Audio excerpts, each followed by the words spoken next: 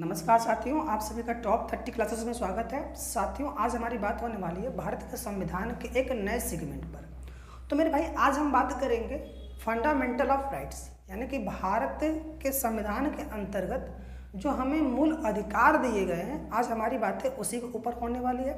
आज हम देखने वाले हैं कि संविधान ने हमें किन किन मौलिक अधिकारों से नवाजा है। तो चलिए चलते हैं हम अपने टॉपिक पर, समय को गवाए बगैर हम लोग देखते हैं मौलिक अधिकार को। तो आइए, तो मेरे भाई, ये जो मेरा मौलिक अधिकार है, ये भारत के संविधान के भाग 3 में इसका जिक्र होता है। मौलिक अधिकार का जो जिक्र होता है वो हमारा भारत के संविधान के भाग 3 में होता है और इसका संबंध अनुच्छेद 12 से 35 में होता है। और मौलिक अधिकार को यूएसए के संविधान से ग्रहण किया गया है मेरे भाई। लेकिन हाँ, यूएसए के संविधान से जो मौलिक अधिकार ग्रहण किया गया था उसके अंदर हमारा अनुच्छेद 12 से लेकर 32 तक की बात बस की जाती है।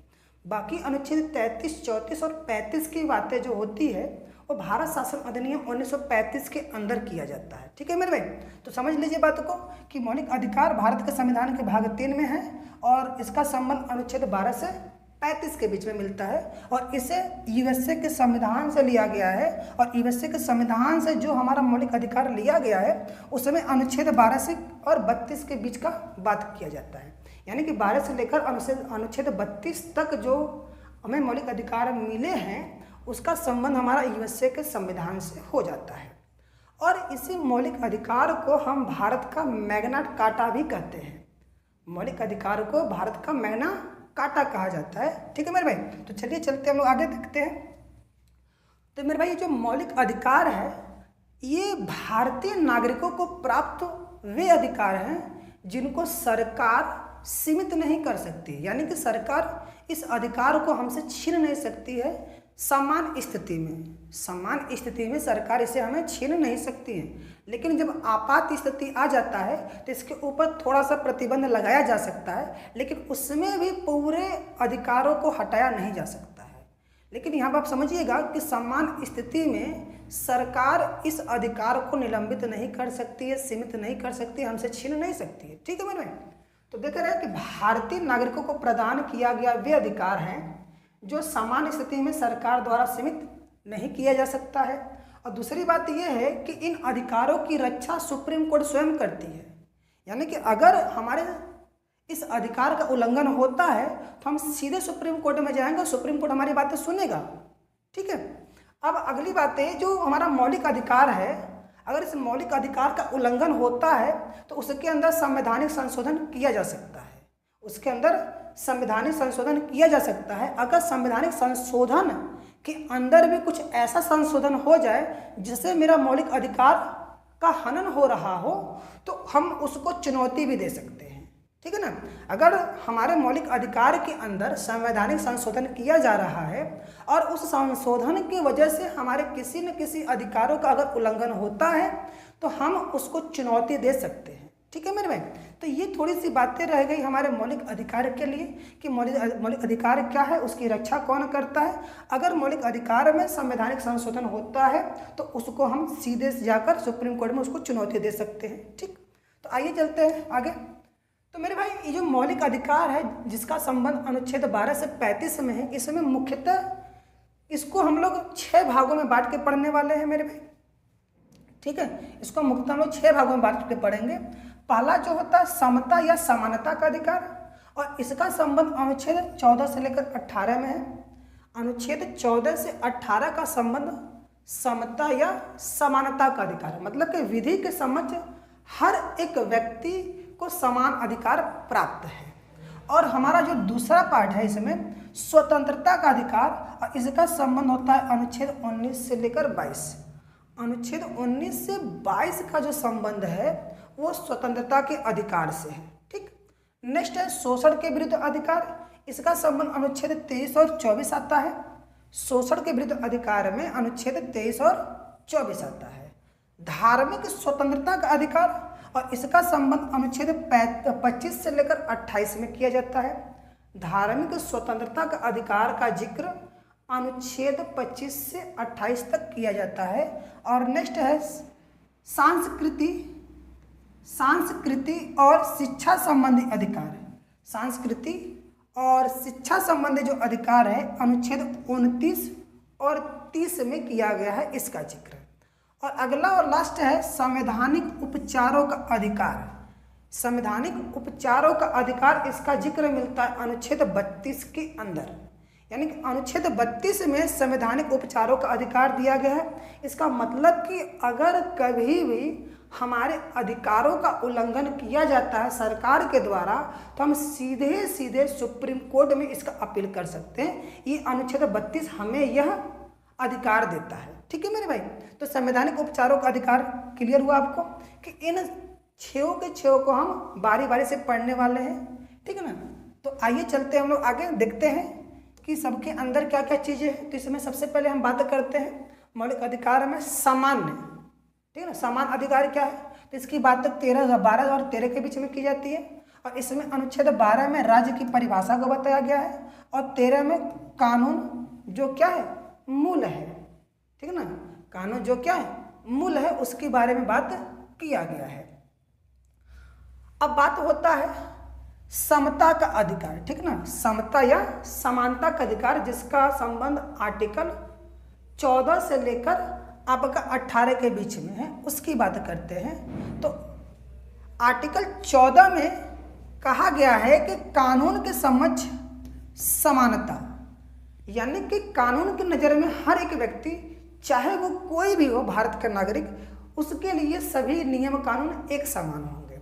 और आर्टिकल 15 कहता है धर्म, जाति अथवा नस्ल, लिंग, जन्म स्थान के आधार पर भेदभाव नहीं किया जा सकता हमारे साथ। हमारा जन्म कहाँ हुआ है, किस जाति में हुआ है, किस कुल में हुआ है, संविधान इसका निषेध करता है।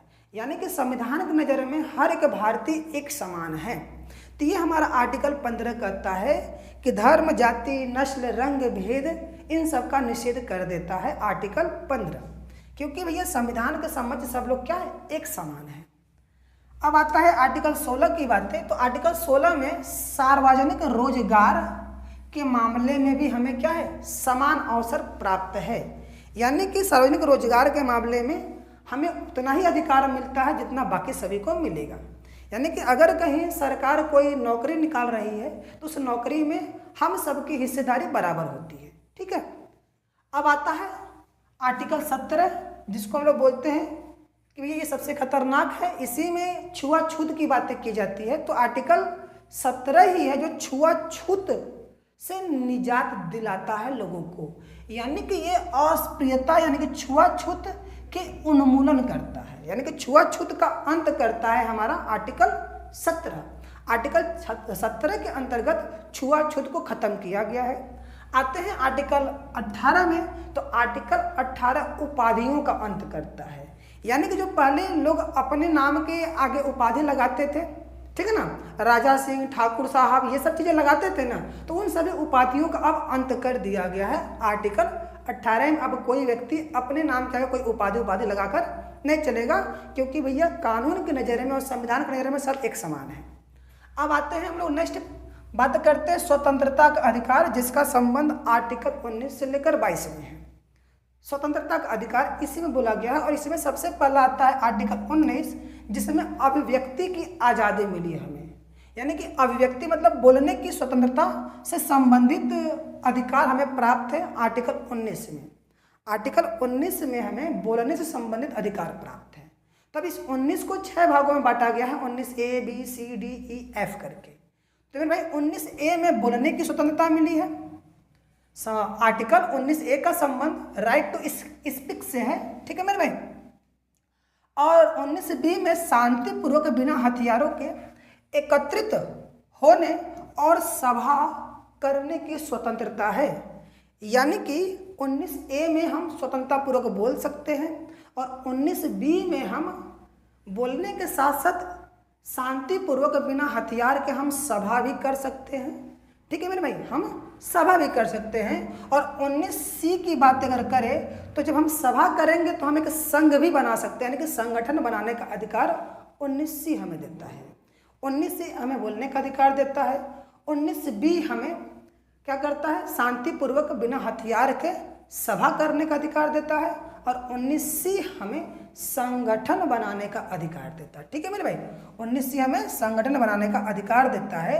और 19D की बात करें तो ये देश के किसी भी क्षेत्र में आवागमन की स्वतंत्रता प्रदान करता है हमें, यानी कि हम देश के किसी भी हिस्से में आ जा सकते हैं बिना किसी वीजा के। ठीक है, तो ये अधिकार देता है 19D हमें कि हम देश के किसी भी क्षेत्र में स्वतंत्रता पूर्वक आवागमन कर सकते हैं। ठीक, अब आते हैं 19E में। तो 19E देश के किसी भी क्षेत्र में निवास करने की स्वतंत्रता देता है, यानी कि हम देश के किसी भी कोने में जाकर निवास कर सकते हैं। और 19F जो है वो किसी भी व्यापार को करने का अधिकार देता है। ठीक है मेरे भाई, 19F किसी भी व्यापार एवं जीविका चलाने की स्वतंत्रता देता है, यानी कि हम जीवन जीने के लिए कोई भी व्यापार कर सकते हैं, इसका अधिकार हमें संविधान ने दे रखा है। आई होप आपको अनुच्छेद 19 समझ में आया होगा। 19 को 6 भागों में बांटा गया है, 19A B C D E और F, जैसा कि मैंने आपको समझाया है। तो चलिए चलते हैं हम लोग आगे, देखते हैं आर्टिकल 20 पर। तो आर्टिकल 20 क्या करता है? आर्टिकल 20 अपराधों के लिए दोष सिद्धि से संरक्षण प्रदान करता है। आर्टिकल 20 जो है अपराधों के लिए दोष सिद्धि से हमें संरक्षण प्रदान करता है। और आर्टिकल 21 जो कि बहुत ही इम्पोर्टेंट इस समय हो जाता है, इसमें जीवन का अधिकार है और व्यक्तिगत स्वतंत्रता की बातें की जाती है, यानी कि हमारा जीवन हमसे कोई छीन नहीं सकता है। ये हमें अधिकार दिया गया, भैया मेरा जीवन है, मैं इसको अपने हिसाब से जीऊंगा, किसी और के हिसाब से नहीं जीऊंगा। ये है जीवन का अधिकार। ठीक है ना। और व्यक्तिगत स्वतंत्रता है, हमारे ऊपर कोई किसी का जोर जबरदस्ती नहीं है, हम स्वतंत्र हैं संविधान की नज़र में। ये अधिकार हमें 21 में मिलता है। और हाल ही में अभी सुप्रीम कोर्ट ने एक आदेश दिया है कि पर्यावरण, स्वच्छ पर्यावरण का अधिकार भी सभी को है। स्वच्छ पर्यावरण का अधिकार भी हमारे जीवन के अधिकार से संबंधित है, और इसका भी संबंध आर्टिकल 21 से कर दिया गया है। यानी कि मैंने यहाँ स्टार से इसको लगाया है, स्वच्छ पर्यावरण का अधिकार भी जीवन का अधिकार आता है मेरे भाई। यानी कि अगर पर्यावरण स्वस्थ नहीं है तो क्या हम खुलकर जी सकते हैं पर्यावरण में? नहीं जी सकते हैं। यानी कि पर्यावरण दूषित हो रहा है तो कहीं ना कहीं मेरे जीवन का अधिकार हमसे छीना जा रहा है। तो पर्यावरण को भी, यानी कि स्वच्छ पर्यावरण को भी जीवन के अधिकार में सम्मिलित करके उसको आर्टिकल 21 का हिस्सा बना दिया गया है सुप्रीम कोर्ट के द्वारा। ठीक है, आइए चलते हैं हम लोग 21A में बात करते हैं मेरे भाई। तो ये जो 21A है, अनुच्छेद 21A, जिसको 86वें संविधान संशोधन 1978 के द्वारा जोड़ा गया था। 86वां संविधान संशोधन 1978 में 21 के अंदर एक और सेगमेंट जोड़ दिया गया है जिसको 21A के नाम से जाना गया है। इसमें 6 से लेकर 14 वर्ष की आयु तक के बच्चों को सरकार निःशुल्क शिक्षा प्रदान करेगी। ये 21A में सम्मिलित कर दिया गया है। 6 से 14 आयु वर्ग के समस्त बच्चों को निःशुल्क शिक्षा का अधिकार है। यानी कि अगर कोई बच्चा 6 से लेकर 14 वर्ष की आयु के बीच में है तो उसको सरकार निःशुल्क शिक्षा प्रदान करेगी। ये भी अधिकार हमें संविधान ने दिया है। यानी कि हम सरकार के द्वारा चलाए गए विद्यालयों में हम निःशुल्क पढ़ सकते हैं जब हमारी अवस्था 6 से 14 के बीच में हो, या फिर 6 से लेकर 14 तक की अवस्था हो तब। ठीक है ना। अब आते हैं आर्टिकल 22 पर। तो मेरे भाई आर्टिकल 22 में जो दिया गया वो कुछ मामलों में गिरफ्तारी और उसके निरोध से संरक्षण प्रदान करता है। ठीक है ना। अगर कभी हमारा गिरफ्तारी होता तो उससे संरक्षण भी हमें आर्टिकल 22 देता है। अब आते हैं शोषण के विरुद्ध अधिकार, जिसका संबंध आर्टिकल 23 और 24 में है। शोषण के विरुद्ध अधिकार का संबंध आर्टिकल 23 और 24 में किया गया है। तो आर्टिकल 23 में मानव दुर्व्यवहार व्यापार, यानी कि देखते हैं ना यहाँ पर लोग क्या करते हैं कि लोग इंसानों को बेच देते हैं। ठीक है, तो उसको बोलते हैं मानव दुर्व्यापार। यानी कि यहाँ पर अब क्या होता है कि इंसानों की तस्करी होने लगी, तो इसके रोकथाम के लिए ये अधिकार हमें दिया गया है। ठीक है, तो इसमें कहा गया कि मानव दुर्व्यापार एवं बलात्कार श्रम से संरक्षण, यानी कि कोई भी हमें बलपूर्वक काम करने के लिए मजबूर नहीं कर सकता है। यानी कि आप देखते थे कि पहले के समय में क्या था कि लोग जबरदस्ती काम कराते थे, यानी कि बंधुआ मजदूर जिसको कहा जाता था पहले, यानी कि उनको कैद कर लिया जाता था और उनसे जबरदस्ती काम कराया जाता था। तो उस समय की स्थिति को देखते हुए हमारे संविधान निर्माताओं ने इस चीज़ को बहुत अच्छे से भाप लिया था, इसलिए कहीं ना कहीं ये बातें इसके अंदर लिख रखी है कि भैया ये अधिकार हमारे नागरिकों को होने चाहिए, क्योंकि ये सब चीज़ों से हमारे जो संविधान निर्माता थे वो कहीं ना कहीं रूबरू थे। तो वही चीज़ें हैं आर्टिकल 23 में कि मानव दुर्व्यापार तथा बलात्तु यानी कि बलपूर्वक श्रम, ठीक है ना, से हमें संरक्षण प्रदान करता है। और आर्टिकल 24 जो है ये बहुत ज़्यादा इम्पोर्टेंट हो जाता है। आर्टिकल 24 के अंतर्गत कारखानों के अंदर बच्चों के रोजगार का निषेध करता है। यानी कि अब कारखानों के अंदर बच्चों से काम नहीं कराया जाएगा। अगर कोई कारखाना ऐसा है जिसमें बच्चे काम करते पाए जाते हैं तो उस कारखाने को सरकार सीधे सील करने का आदेश दे सकता है। क्योंकि क्या होता है कि लोग कुछ पैसे बचाने के लिए बड़ों व्यक्ति से काम ना कराकर छोटे बच्चों से काम कराते हैं, ताकि उनको कम पैसे देते या फिर पैसे ही ना दे, थोड़ा बहुत कुछ खिला पिला कर उनसे अपना काम निकाल लेते हैं।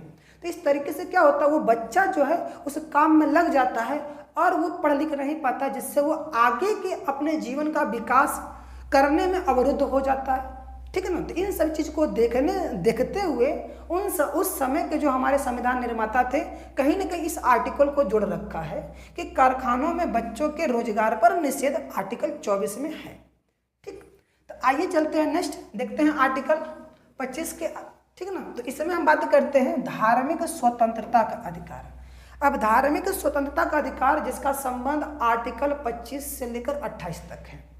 अब आर्टिकल 25 में क्या कहा जाता है कि अंतःकरण तथा धर्म के प्रकटन, उसके अभ्यास एवं प्रचार प्रसार की स्वतंत्रता हमें मिलता है। यानी कि हम किसी भी धर्म का जाप मंत्र जो भी कह लो वो हम कर सकते हैं।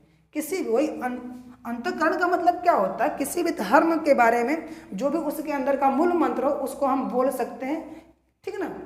उसको बोलने की हमें स्वतंत्रता है, धर्म को प्रकट करने की हमें स्वतंत्रता है और उसका अभ्यास करने की हमें स्वतंत्रता है, और साथ ही साथ अपने धर्म के प्रचार प्रसार करने की भी हमें स्वतंत्रता संविधान ने दे रखा है बाकायदा आर्टिकल 25 के अंदर।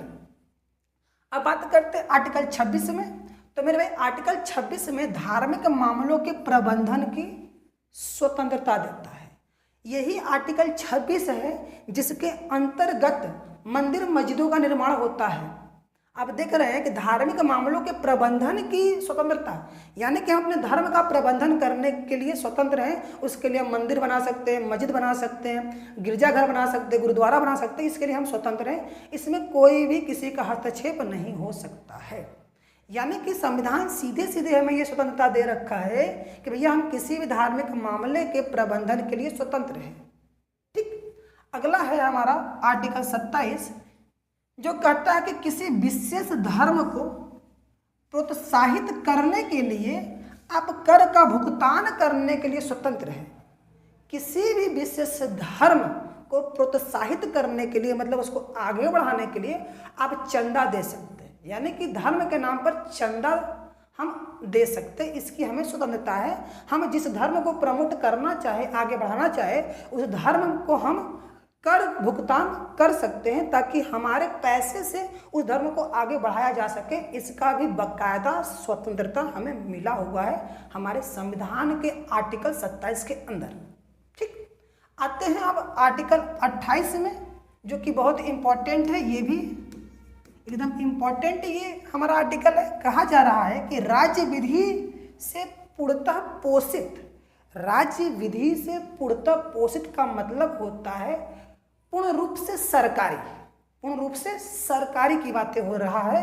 वही कह रहा है कि राज्य विधि से पूर्णतः पोषित किसी शिक्षण संस्थान में, यानी कि ऐसा शिक्षण संस्थान जो पूरी तरीके से केंद्र सरकार या राज्य सरकार के कंट्रोल में चल रही है, उस संस्थान की बातें ये कर रहा है। तो तो मेरे भाई उस संस्थान में कोई भी धार्मिक शिक्षा नहीं दी जा सकती है।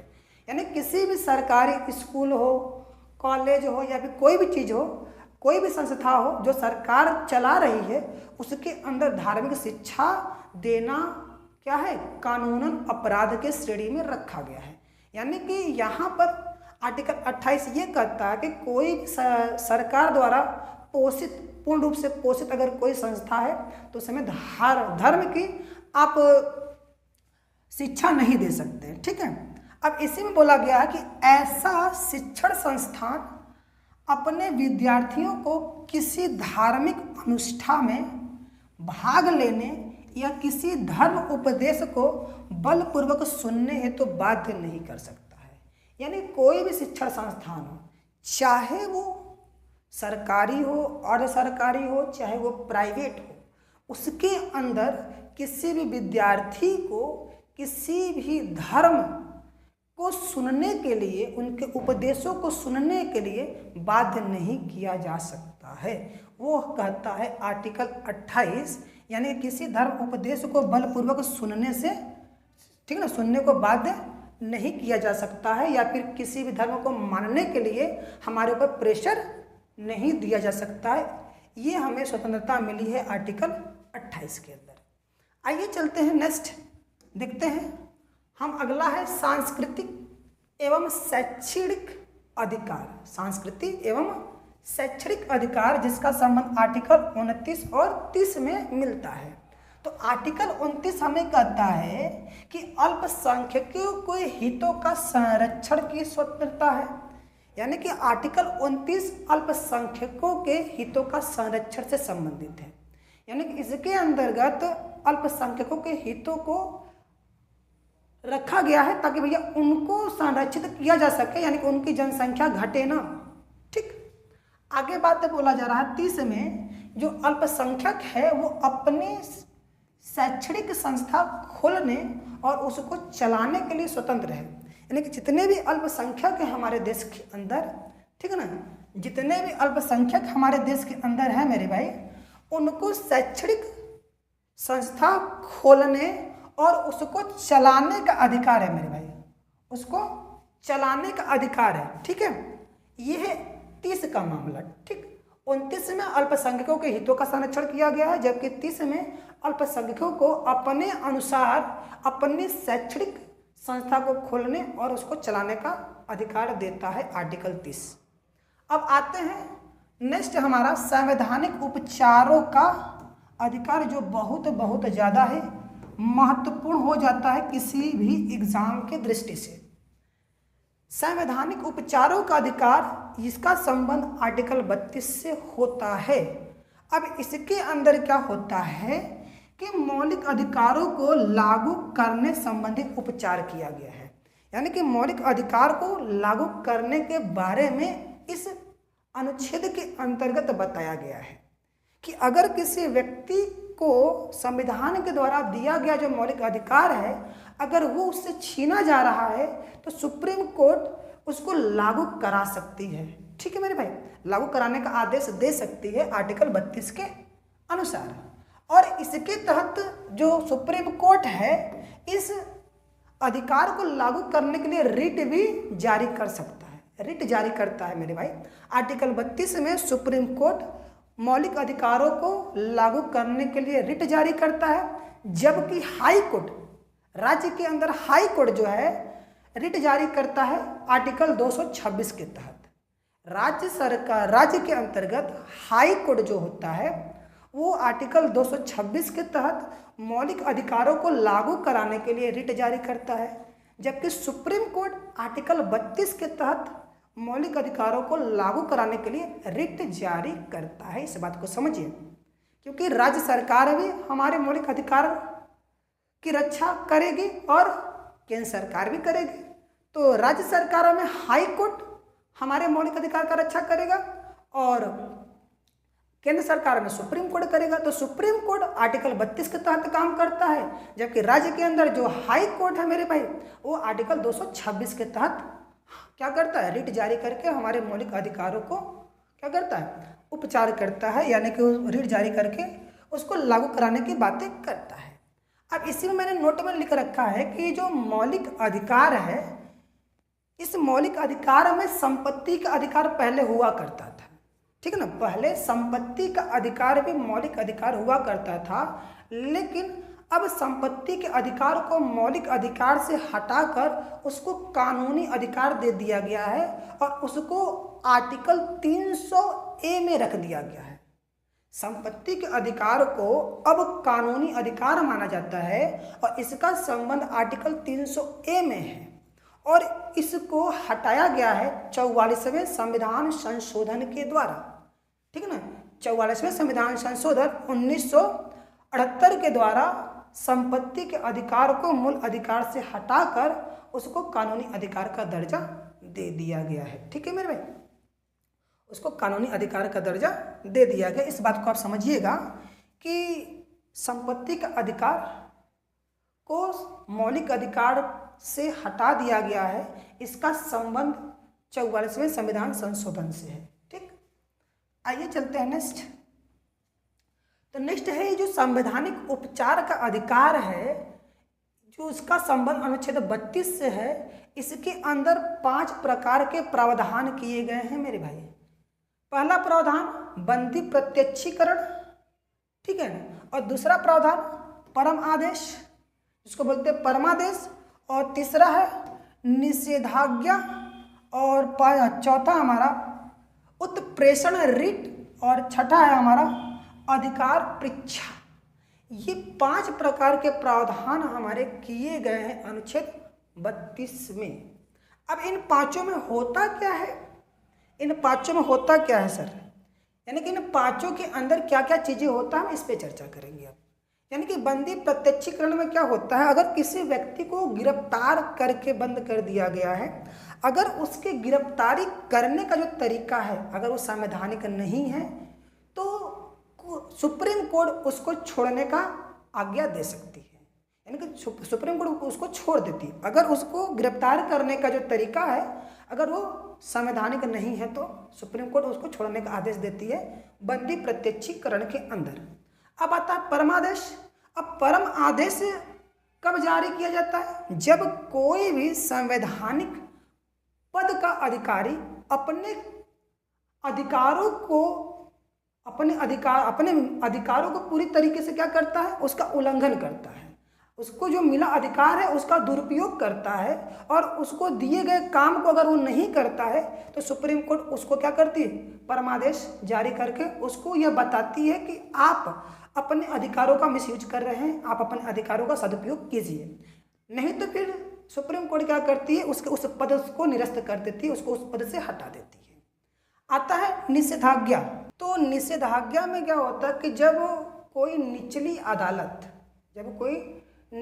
अदालत अपने अधिकारों को अति संक्रमित कर अगर कोई फैसला करती है तो ऊपरी अदालत उसको ऐसा करने से रोक सकती है, ठीक है मेरे भाई। फिर समझिएगा कि जो निषेधाज्ञा है इसके अंतर्गत अगर कोई निचली अदालत है कोई ऐसा फैसला करती है जिसमें वो अपने अधिकारों को अति संक्रमित कर देती है, इसका मतलब अपने अधिकारों का मिसयूज करके अगर कोई ऐसा फैसला दे देती है तो उसका जो ऊपरी अदालत है क्या करता है कि ऊपरी अदालत उसको ऐसा करने से रोक सकता है, ठीक है।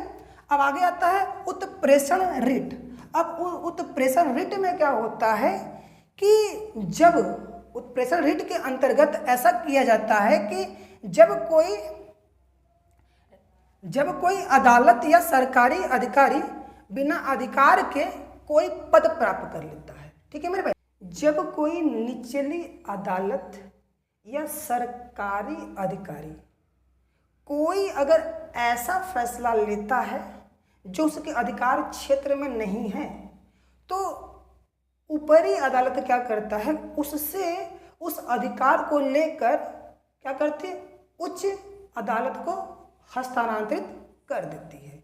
इसके अंदर ये किया जाता है। जबकि अधिकार परीक्षा में क्या होता है कि अधिकार परीक्षा के अंतर्गत जब न्यायालय को ऐसा लगता है कि कोई व्यक्ति ऐसे पद पर आसीन है जिस पर उसका अधिकार नहीं है तो उसको उस पद से हटा सकती है, ठीक है मेरे में। इस तरीके से संवैधानिक उपचार के अधिकार को 5 भागों में बांटकर हम लोग पढ़ते हैं। तो आइए चलते हैं अपने नेक्स्ट पॉइंट पर। तो देखते हैं अनुच्छेद 33, 34 और 35 को। 32 तक तो हमारी कहानी हो गई। अब अनुच्छेद 33 क्या करता है कि मौलिक अधिकारों को संशोधित करने की संसद को शक्ति देता है। यानी कि अनुच्छेद 33 संसद को यह शक्ति प्रदान करता है कि आप मौलिक अधिकारों में संशोधन कर सकते हैं। ठीक है मेरे भाई। और उसके बाद आर्टिकल 34 सैन्य शासन के समय कुछ मौलिक अधिकारों को रोक देता है। यानी कि आर्टिकल 34 के द्वारा जब देश के अंदर सैन्य शासन लग जाता है तो हमारे कुछ मौलिक अधिकारों को निलंबित कर दिया जाता है। इसका प्रावधान आर्टिकल 34 में है। और आर्टिकल 35 मौलिक अधिकारों को प्रभावी बनाने संबंधित नियम लागू करता है कि हमारे जो मौलिक अधिकार है वो कैसे प्रभावी रहेगा, उसके लिए नियम बनाता है आर्टिकल 35। अब हमारी बात होती है आर्टिकल 33 के ऊपर कि आर्टिकल 33 में संसद को यह शक्ति प्रदान किया गया है मौलिक अधिकारों को संशोधित करने का। तो इसके पीछे एक केस होता है, ठीक है ना, केशवानंद भारती बनाम केरल राज्य का। ठीक है मेरे भाई। तो केशवानंद भारती बनाम केरल राज्य जो 1973 की बातें हैं, उसके मामले में सुप्रीम कोर्ट ने एक निर्णय दिया था कि मौलिक अधिकारों में संसद द्वारा संशोधन किया जा सकता है। यानी कि संसद को मौलिक अधिकार के अंदर संशोधन करने की शक्ति सुप्रीम कोर्ट ने दिया उसको केशवानंद भारती बनाम केरल राज्य के फैसले में। इस बात को आप समझिएगा। लेकिन संसद ऐसा कोई संशोधन नहीं कर सकती जिससे हमारा मूल अधिकार कम हो। हमारे मूल अधिकार को घटा नहीं सकती। संशोधन वो कर ले लेकिन हमारे मूल अधिकार को वो कम नहीं कर सकती। वो भी ये बोला गया है, कहा गया कि लेकिन ऐसा संशोधन संविधान के मूल संरचना के विपरीत नहीं होना चाहिए। संसद तो संशोधन करेगी लेकिन उसका संशोधन ऐसा होना चाहिए कि संविधान की जो मूल संरचना है उसमें भी कोई परिवर्तन न आए। इस प्रकार का संशोधन कर सकती है संसद। इस चीज़ें हमारा सुप्रीम कोर्ट केशवानंद भारती बनाम केरल राज्य के फैसले में बताया था। ठीक है मेरे भाई। तो आज के लिए बस इतना ही है मेरे भाई। तो आई होप आपको बातें समझ में आ रही होगी। मैं भी आपको क्लास पसंद आ रहा होगा मेरे भाई। अगर आपको मेरा ये सेशन समझ में आ रहा है, जरा भी पसंद आ रहा है मेरे भाई, तो आप इसको लाइक कीजिए तथा अपने सभी मित्रों में शेयर कीजिए। यदि आप मेरे चैनल पर नए हैं मेरे भाई तो आप क्या कीजिए, आप इसको सब्सक्राइब भी कीजिए। बाकी थैंक यू, धन्यवाद।